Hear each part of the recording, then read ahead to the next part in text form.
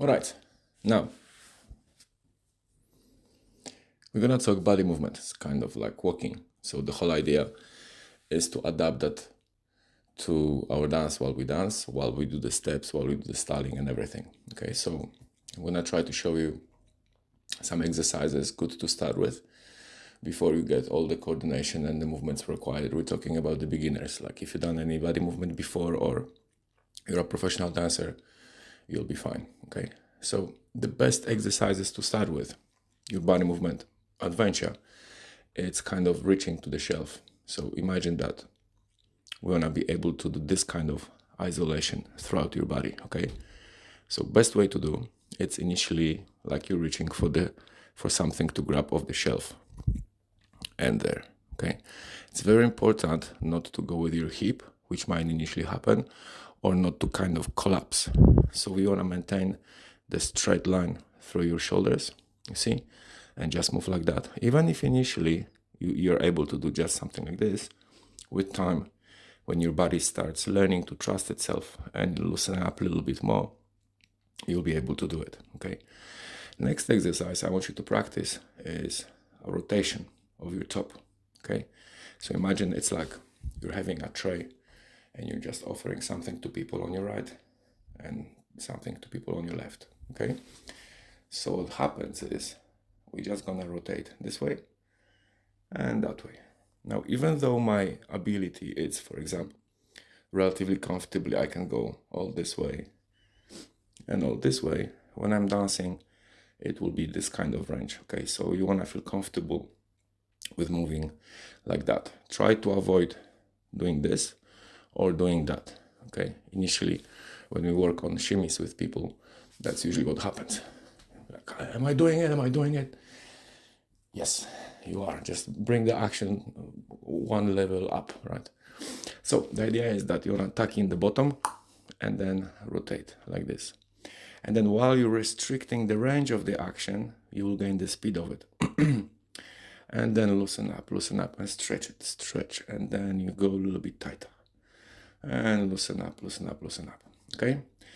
While we practice this, you can be a very unique person and try to do that this way as well. This is not easy, but if you can do it, that's awesome. But now what we want to do, we want to wrap it up in a cycle. So I want to go to my left. Now extend my rib cage to my right. Go to my right and extend my rib cage to my left. Go to my right and extend. And right and extend. And at this point, it might not really feel like you're doing anything special, but with a bit of experience, you will be able to get that kind of motion. And then you add softening the leg. So if I'm going towards my left knee will be softened, and then my right, and my left, and my right. And slowly, we start doing this kind of stuff. Something like this. Boom, bum, bum, boom, bum, bum, boom, bum, bum, and open up, boom, bum, bum, and then on the spot, tick, and tick, and tick. So another important thing to mention is that whenever you wanna have a hip action, shoulder action, body movement, it's in between steps. It's not while we do the steps. This is the domain of people who are from that, not from that culture, like Europeans, for example. When you learn salsa initially, we go like this. I call it happy hips. Hey, I'm doing it, right? The whole idea is to actually delay that action and then hear it on the next step and have a bit of fun with it while you dance. And that's why we have all the rolls and everything which will happen later. But initially, it's very important to understand that in order to commence a step, so for example, I want to step forward with my left, right? So I'm going to go 1. Before that happens, think like if you stand on both legs, evenly, split weighted, right? You can't move. So if I ask you to step on your left first action, what's going to happen? Let us actually do a little exercise, okay? I want you to stand on both your feet, just like this, okay? And I want you to tell me what's the absolute first movement your body is going to create if I ask you to step forward on your right foot. Okay, a lot of people goes bang. What you have to understand is that first, that leg has to be unlocked, and that happens by shifting your weight by your pelvis onto your right leg. So now this leg is weightless. You see, I can do something with it. While I'm here, I can't really, because my body weight is pressing it against the floor. So first what we do, we have to settle that hip, okay? And we can do it in two ways. Initially, especially for men, it'll be much easier to settle to the side. But eventually what I would like you to do, I want you to start settling and rotating your pelvis, just like this, okay? That's another thing. If you notice, my body is already responding onto it. It really wants to follow it. But now what we want to do, we want to kind of dissociate these actions. So my body goes one way while my hip goes the other. Boom. You see? And then what happens is that through your core, the hips kind of got caught by the rest of the body, and that's how we kind of go. So opposite to like in Latin and American techniques, like ballroom and Latin, I'm talking about when you dance rumba, for example, you very much press the floor and you bring it up and stuff like this. In salsa, it goes the other way around. We don't have time for it, okay? Also, guys, while we're here, try not to lock your knees. The reason why we have an idea to lock knees, it's coming from Latin American cha-cha-cha, which has the side action. And because of the side action, they're locking those knees to snap it and then to have it.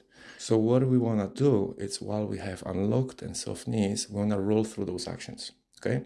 So the first thing what I want you to do is to, coming back to your basic, while we settle, this is like, for example, I'm going to count 5, 6, 7, 8, and 1, and 2, and 3, 4, and 5, and 6, and 7, okay?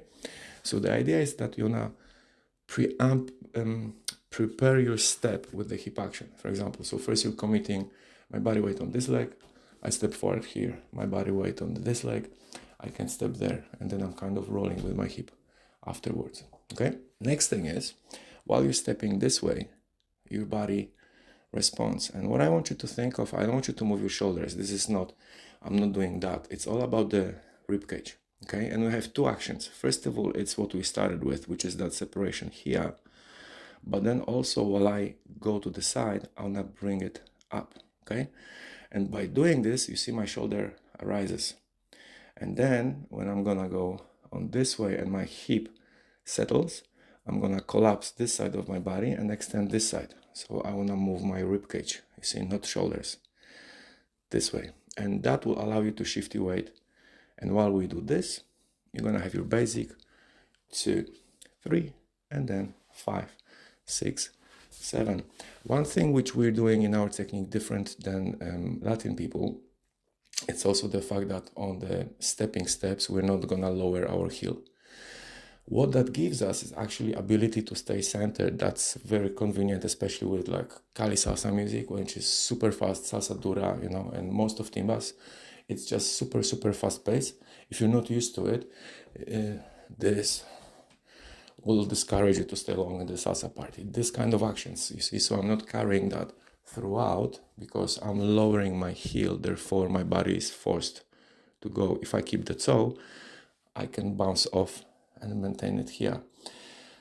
A little tip about your back steps, okay? When you go like this, I know that it really feels like you're doing hip action and Latin and Cuban and everything, but you're actually lowering your body weight on your back heel. Very often stands on someone else's foot, so just be very mindful that if you feel that you stand on something, just scream over the shoulder, sorry, and it's all going to be fine. I had several situations that ladies in very packed clubs just finished dance with their heel parked inside of my sock in my shoe and just standing like this having conversation with your partner while I couldn't move. Therefore, when you go back, keep your weight forward.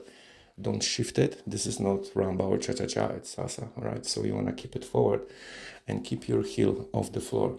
And then very quickly you'll notice that this will embrace your hip action and actually allows you to have this action naturally if you combine it with this step in one track. So a lot of times I see people dancing like this. 2 tracks won't encourage your pelvis to actually have a movement. If you have a little crossy action, your hips will lead those legs in the right places, okay? So play, have fun with it.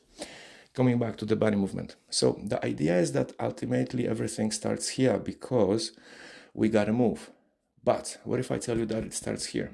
So if I'm standing on my right leg, on my left, let's go with this, And when I commence my step forward with my left, what's going to happen is I'm going to step on right, settle, and then extend my rib cage here while I'm shifting my weight forward to commence that step. Remember that very often you're going to dance with a partner, so you're going to bring that weight forward to show your partner which way we're commencing the dance, because some styles commence for the lady going back on 1 or 2, and some styles will commence for the lady to go forward on 1, 2, 3, or 7. For example, you never know who you dance with and what kind of background or craziness inspired them to come out and dance. So, coming back to, we're gonna go and 1 and 2 and 1 and 2, and a little bit faster, and 2 and 1 and 2. Now, you can also mix that with the simulation of elements of your basics. So for example, when you step forward or you step back, you can practice the just shifting weight slightly on the front leg, just like this, without lowering the heel. Boom, boom. Okay, so we have 1, 2, 1, 2, and then we can simulate the back rock as well by going initially 1, 2, but then when you're certain of what you're doing and not lowering that heel, I want you to maintain that step on the front leg. Boom, pa. I'm talking about your body weight, okay? And then we're gonna have the middle part, depending, do you close your feet or you have them a little bit apart, something like this, and then put that together. 1, 2, 3, 5, 6, same to the side. 1, 2, 3, 5, 6, back to basic. 1, 2, 3. Now when you do back breaks, remember 7 to the side, and then keep your weight forward. Try to avoid this. This can become a gigantic step and you might take some heads behind you, while it can be a quite intimate and quite small action, which then you underturn one side, you overturn the other, you underturn one side, overturn the other, and so on. See you next clip.